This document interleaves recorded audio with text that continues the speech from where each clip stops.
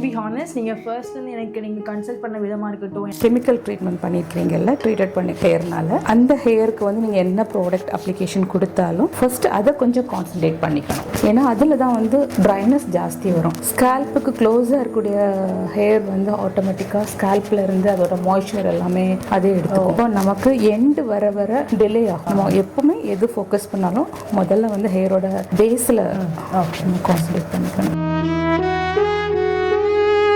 என்னோட ஹேருக்கு என்ன தேவைன்றதை பார்த்து நீங்கள் வந்து எனக்கு ப்ரொவைட் பண்ணீங்க. ஸோ ஹேர் மசாஜ் பண்ணும்போது ஹோம்லி ஃபீல் எங்கள் அம்மா எனக்கு பண்ணுற மாதிரி இருந்துச்சு.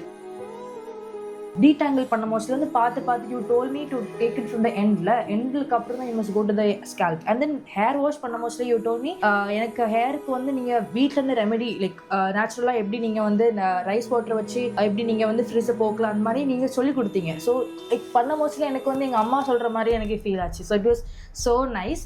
அண்ட் தென் ஃபைனல் லுக் வந்து எக்ஸ்பெக்ட் பண்ணதை விட ரொம்ப நல்லாவே வந்திருக்கு. ஹேர் ரொம்ப ஹெல்த்தியாக லுக் மை ஹேர் ரொம்ப ஹெல்த்தியாக இருக்குது. So I'm so grateful to be here. And then ரொம்ப சாட்டிஸ்ஃபேக்ஷனாக இருக்குது. ரொம்ப தேங்க்ஸ்.